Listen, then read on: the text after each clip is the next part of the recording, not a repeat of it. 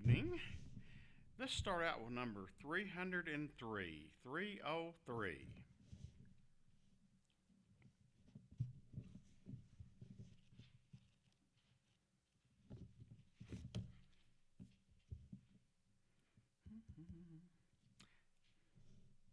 Oh, worship the King, all glorious above, and gratefully sing his wonderful love. Our shield and defender, the ancient of days, pavilioned in splendor and girded with praise. 129. 129.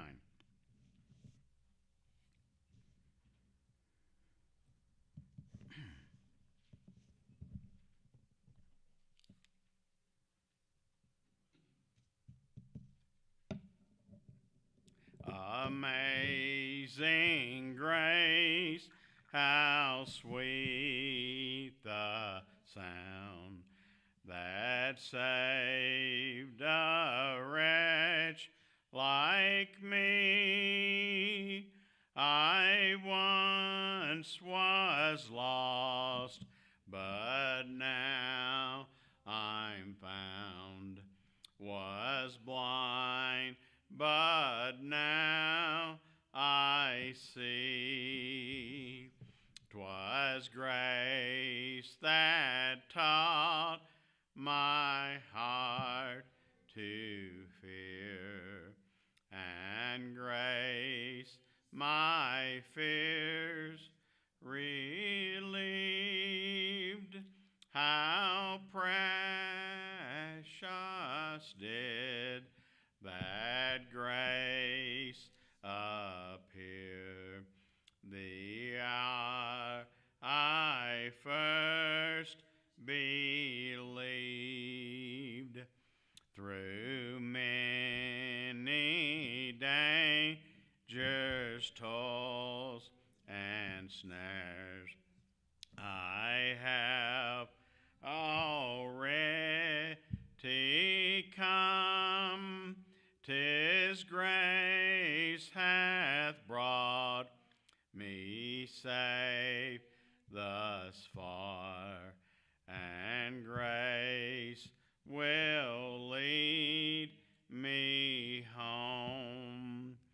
When we've been there 10,000 years, bright shining as the sun, we've no less days to sing God's praise than when we'd first begun. Amazing grace, how sweet the sound that saved a wretch like me. I once was lost, but now I'm found. Was blind, but now I see.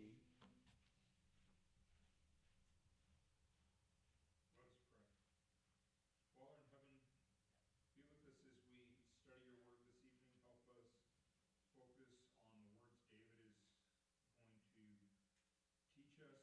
Be with all those that are sick and traveling, especially with Bart. Help the doctors at Huntsman's to be able to give him the treatments that he needs and to be able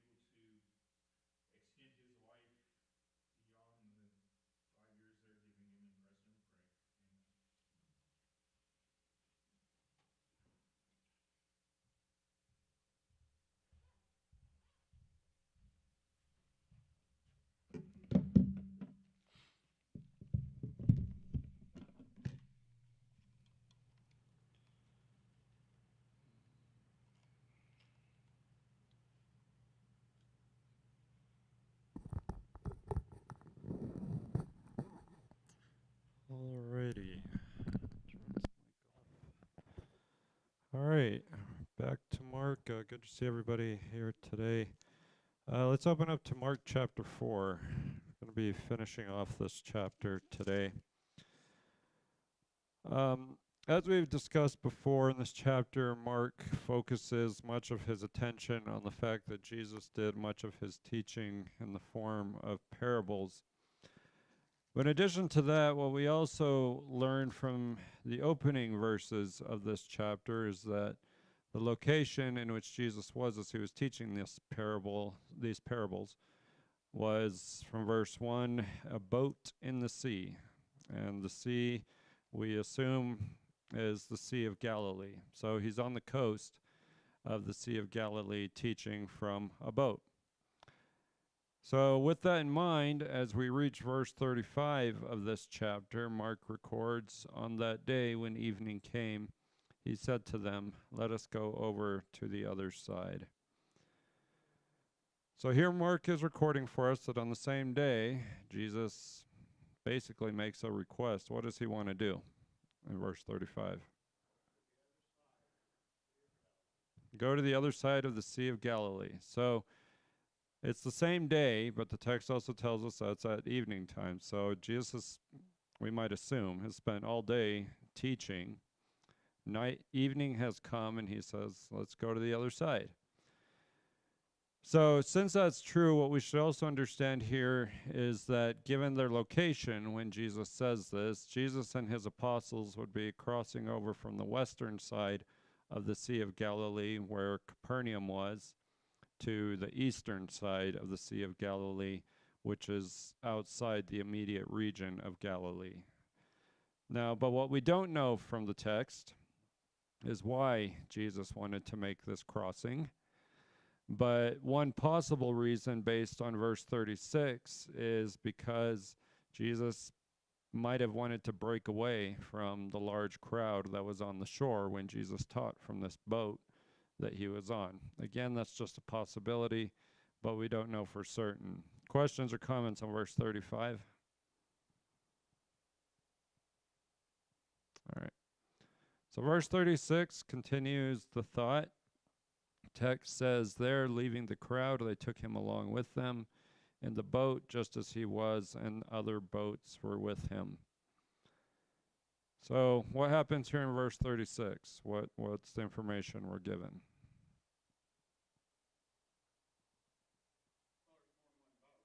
There's more than one boat. That's an excellent observation. Any other observations that you guys make of the text? He left the crowd. So there's a crowd standing on the shore. Jesus leaves. And does he leave alone? No. So the text uses the pronoun them. So the them is likely the apostles, Jesus' immediate circle.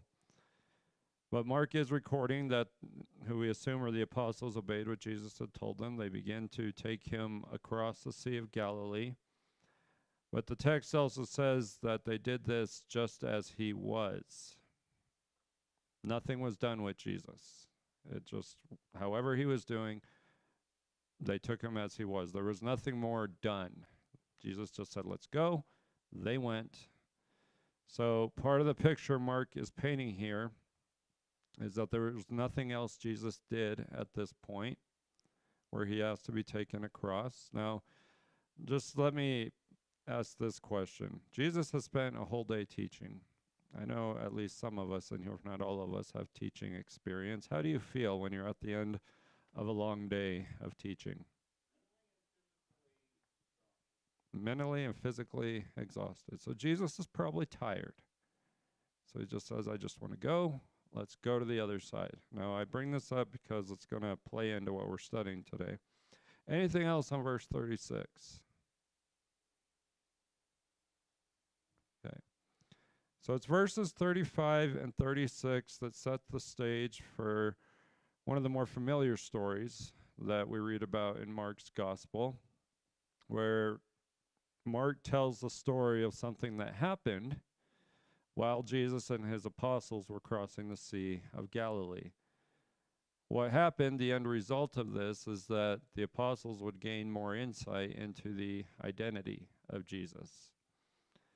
Now, in short, then, what Mark does in verses 37 through 41 is tell a story, but it's through that story that Mark seems to make 2 points as to the identity of Jesus through the events that occurred during this crossing from one side of the Sea of Galilee to the other. Now, the first point Mark will make, if he is dealing with the identity of Jesus, the first point in verses 37 and 38 is that Jesus is the one who is able to sleep during a storm. And the second point Mark makes in verses 39 and 40 about the identity of Jesus is that Jesus is the one who is able to rebuke the wind. Now, these are the things we're going to be looking at, and after looking at these things, we'll learn one thing we will learn from these verses is that Jesus has an identity all his own. So with that in mind, let's listen to this story that Mark tells, beginning in verse 37 and reading through the end of the chapter, and then we'll look at the points. Again, this is Mark chapter 4, beginning in verse 37. The text says, "And there arose a fierce gale of wind, and the waves were breaking over the boat so much that the boat was already filling up. Jesus himself was in the stern, asleep on the cushion, and they woke him and said to him, 'Teacher, do you not care that we are perishing?'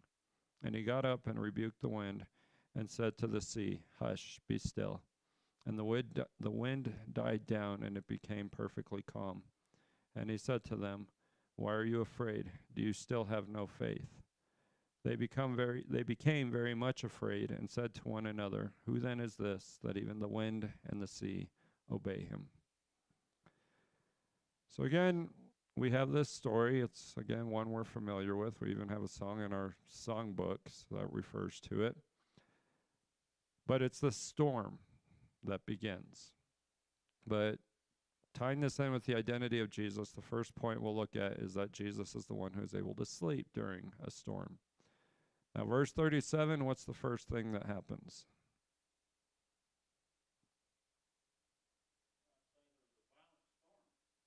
Okay, but what? Okay, there was a violent storm, no question there, but the text doesn't use that word in verse 37. What causes the storm? Fierce gale of wind. Can anyone tell me what that is?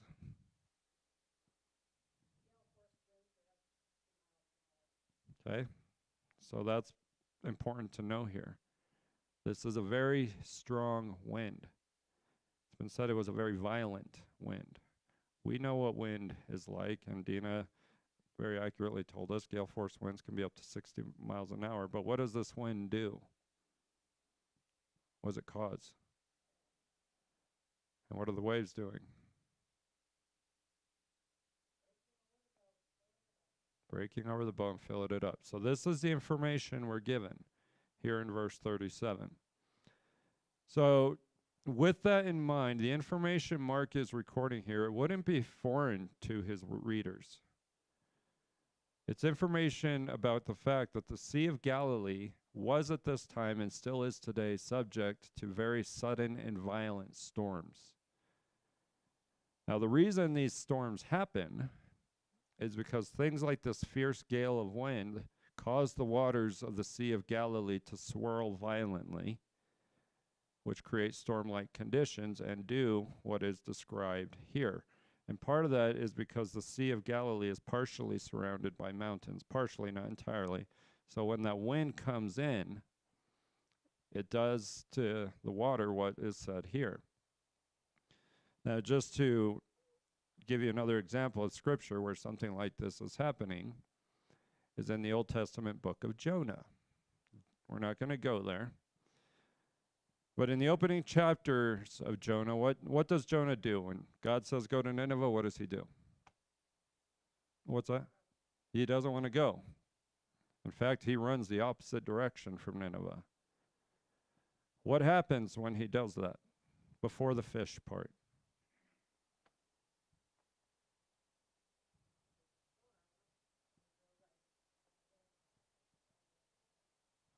Okay, so there's a storm. Does anyone remember what the storm was doing to the boat he was on?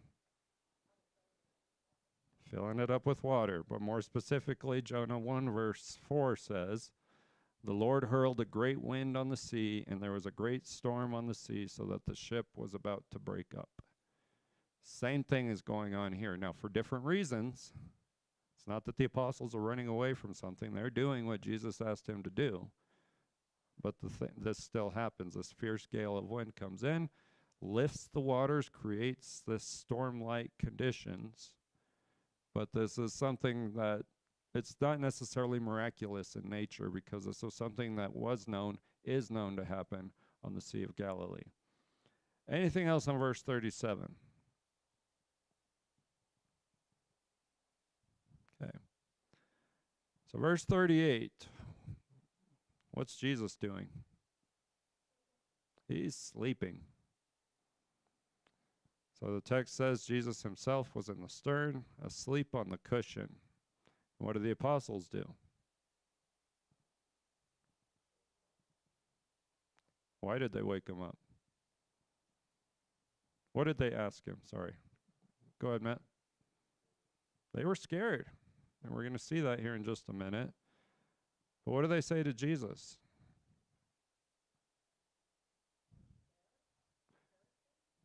Don't you care? Jesus, do you not care what's going on here? But they use this word perishing. What does the word perishing mean? They thought they were going to die. That's what that perishing word has to do with. It literally means destroyed. But yes, in their minds, they're about to die, in the apostles' minds. And so they wake Jesus up and say, don't you care, Jesus, that we're about to die here? They're wondering why he's sleeping on this cushion that was on the stern, the rear part of the boat. But in addition to that, what Mark is also beginning to do here is present a contrast between the apostles and Jesus. Now, why would Jesus remain asleep in a situation like this?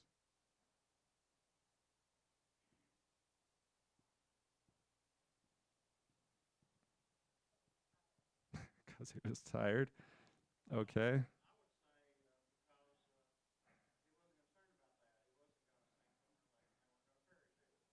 Okay, how did he know that?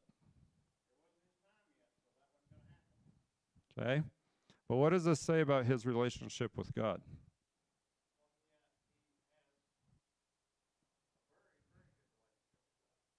Okay.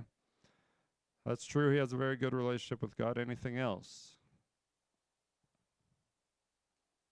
Okay, so we have Jesus. He's asleep. He has this good relationship with God.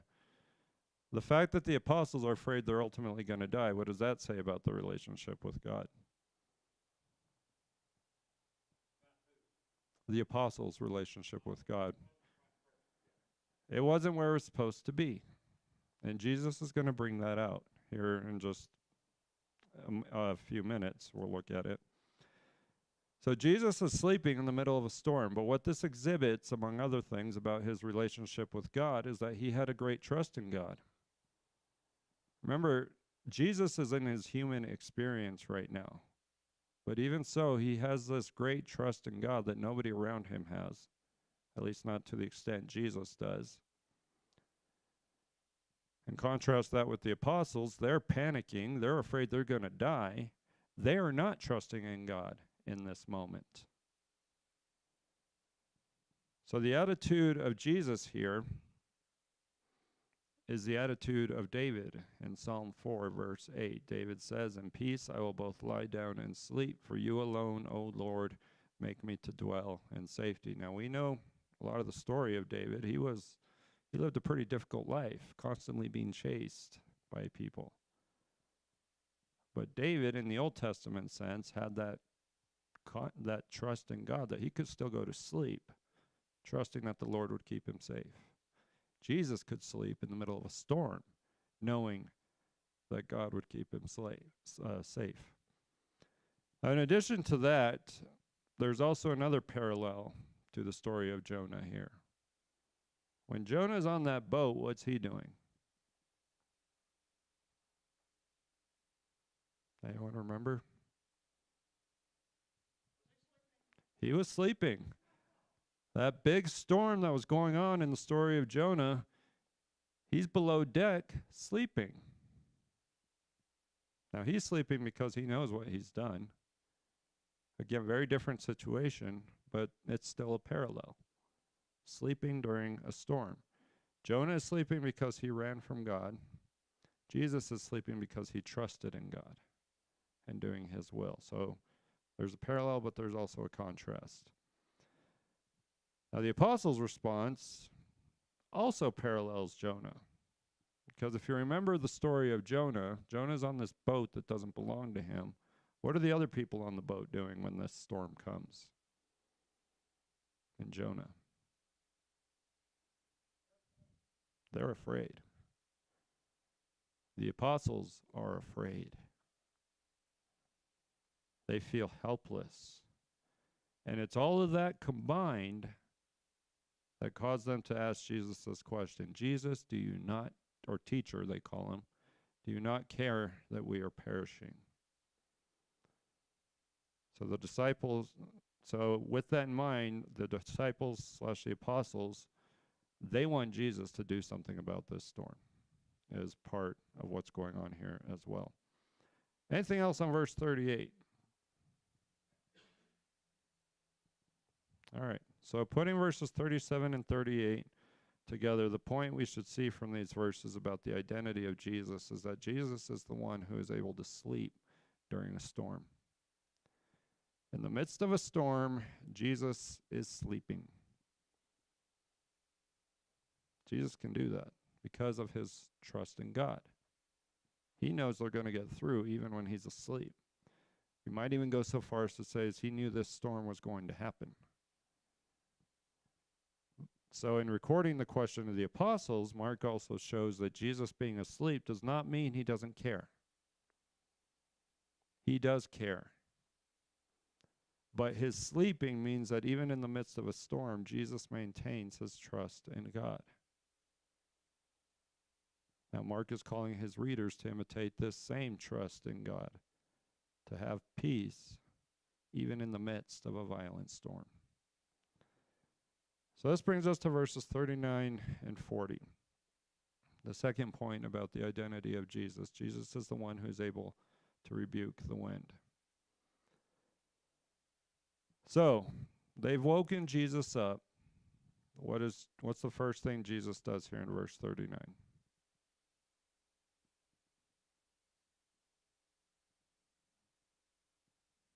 What does the text say?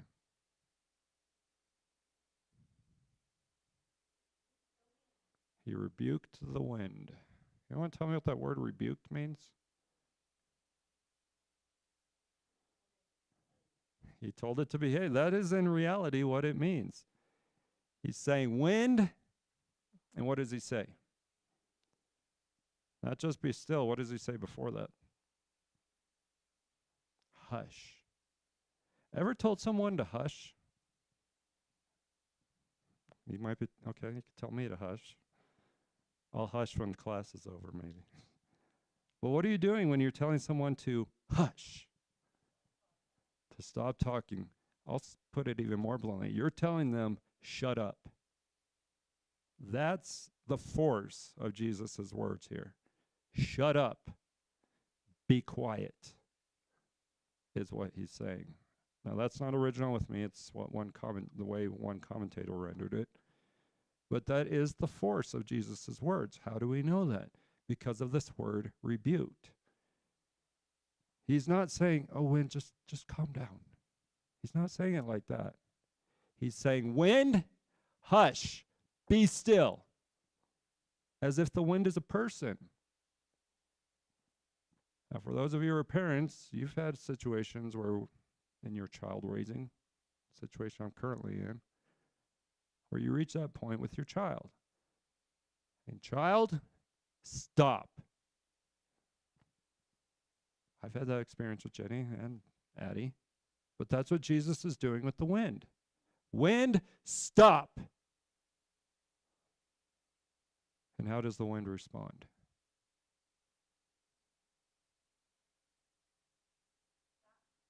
It stopped. Text says it died down. What else does the text say?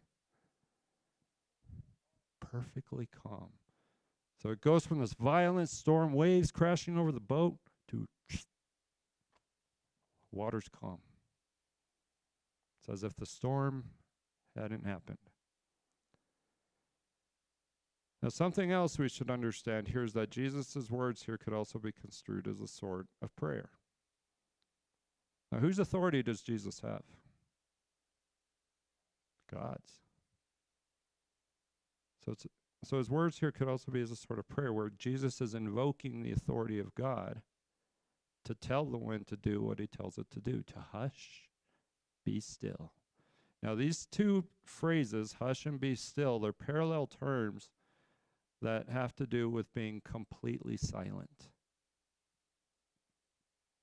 So that's why it's that be quiet kind of language, because that's what those two words mean. They're different words, but they have the same definition, to be completely silent. But the phrase be still, this isn't the first time Jesus has used it in Mark's gospel. Back in chapter 1, when Jesus is casting out a demon, he says to the demon, Mark 1:25, be quiet and come out of him. Same word that's translated as be still here. So Jesus is telling the wind, be quiet. And the wind responds as if it were a person, dies down, ends the storm. So that's your sermon on verse 39. Hush, be still. Anything else on verse 39?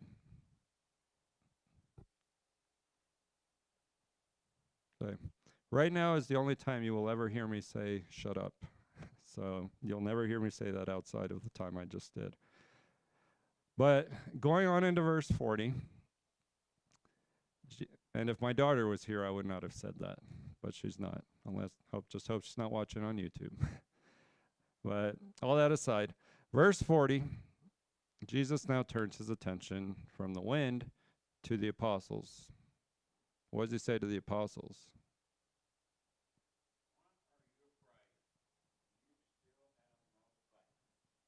Is that what your translation says? Do you still have no faith? Okay, my translation, my version of the New American Standard says, how is it that you have no faith? But anyway, I was just curious about that. So Jesus, Matt, does yours read different on that second question? What does yours say? Same? Do you still have no faith? Okay. All right, well, mine says, how is it that you have no faith? So I have the old New American Standard. Yours says what mine says? Okay. All right, but the point of the question is the same. There's two questions here. What do those two questions have to deal with? What do they have in common, in other words?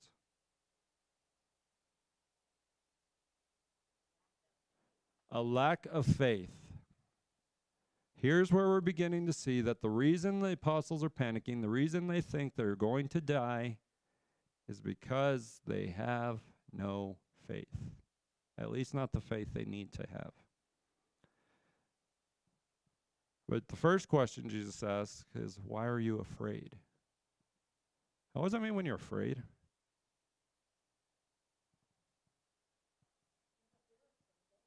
To have a fear of something. Okay, you don't have control over what's happening. That's pertinent here. They didn't have control over this storm. Jesus has now calmed it, but he turns his attention, says, why are you afraid?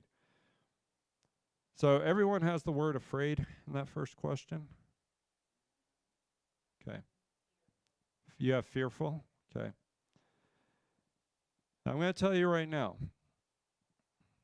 this word afraid or fearful, if that's what you have, not a good word to use in our English translations here. A better word would probably cowardly.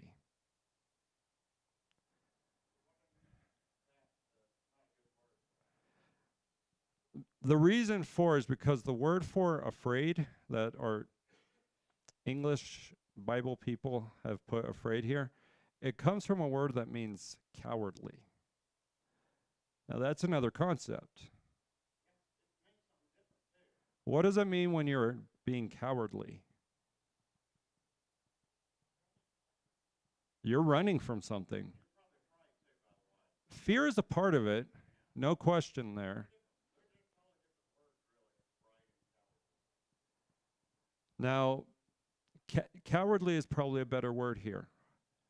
How are the apostles being cowardly?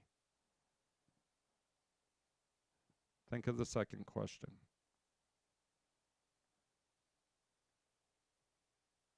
I know that's not easy. They don't have faith. To not have faith, in some respects, is to be cowardly. Because all you're looking at is what's in front of you. You're not looking at what God can do in a situation where there's a storm in your own life. So when you don't have faith, you are being cowardly. So, we have two questions. First question, Jesus is asking his apostles, why are you acting as cowards? Jesus responds with the second question, how is it possible that you do not have faith? Now, why does he ask these questions? What's happened up to this point in Mark's gospel?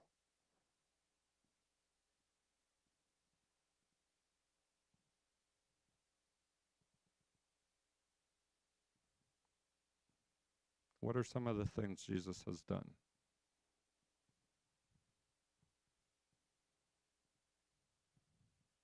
How quickly they forget. Just kidding. He was healing. What else has Jesus been doing? Teaching. Casting out demons. These things and more. What should it have accomplished in the lives of his apostles? Showed them his power. They should be farther along in their faith than they are because they've seen firsthand what Jesus has done. Jesus says, how do you have no faith? Why are you afraid? You've seen what I'm capable of. Storm is small potatoes for Jesus. And so he asks these questions. But this isn't the first time Jesus would deal with this situation of a lack of faith, because if we were to jump over to chapter 9, in Mark 9, verse 19, Jesus calls his followers an unbelieving generation. And in that context, Jesus says that because they weren't able to cast out a spirit that was causing a man's son to be mute. They couldn't do it. Jesus says, lack of faith. Now, applying that to our situation, just a brief application.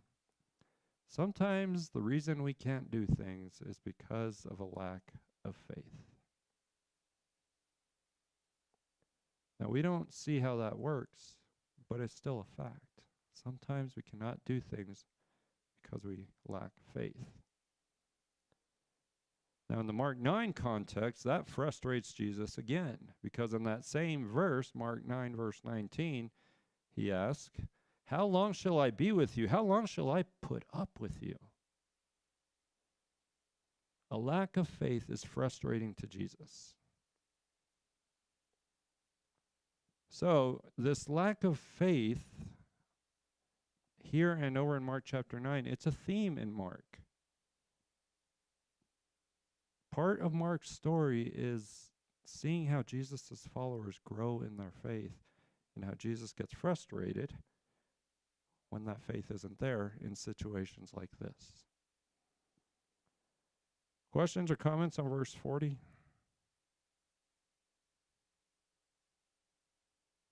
All right, so putting verses 39 and 40 together, the point about the identity of Jesus here is that Jesus is the one who is able to rebuke the wind.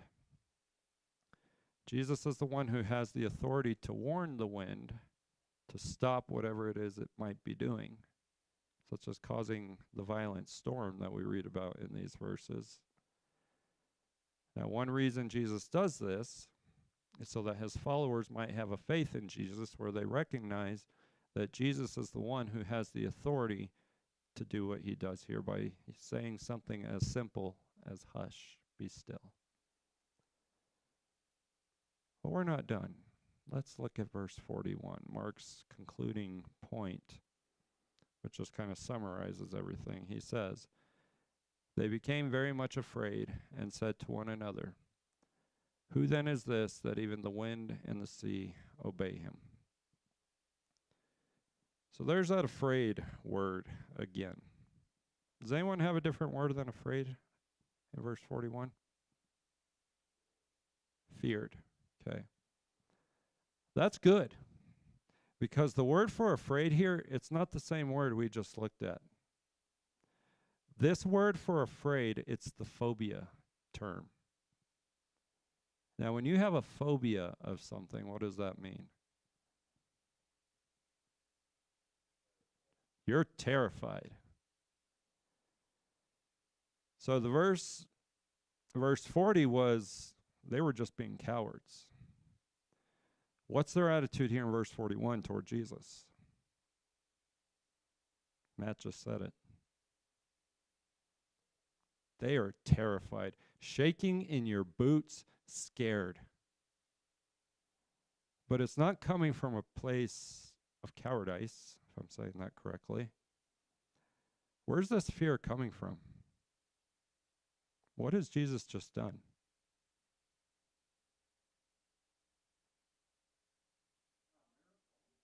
He calmed the sea.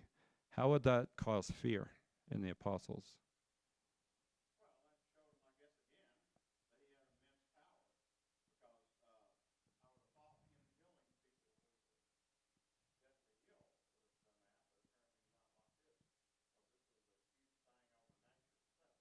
Exactly.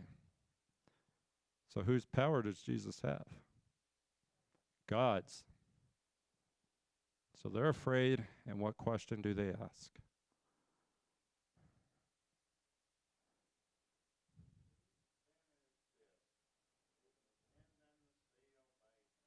Who then is this that even the wind and the sea obey him?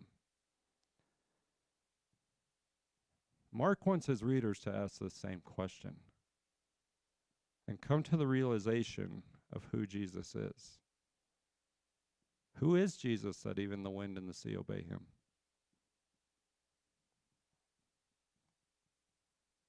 Answer this question for yourself. Who is he?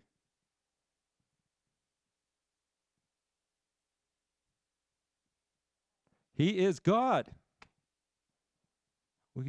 Don't be afraid to say that. That's the answer. Only God can command the wind and the sea. You have gale force winds coming through Carbon-Emery County. Only God can stop that. This is the realization that the apostles are coming to. Jesus isn't just some other prophet like the Old Testament prophets. He's something else. And so they become afraid. Or as Matt put it, terrified. Because they have seen and will continue to see what Jesus can do. Here, they saw that he can control the forces of nature by saying something as simple as, hush, be still. Questions or comments on that?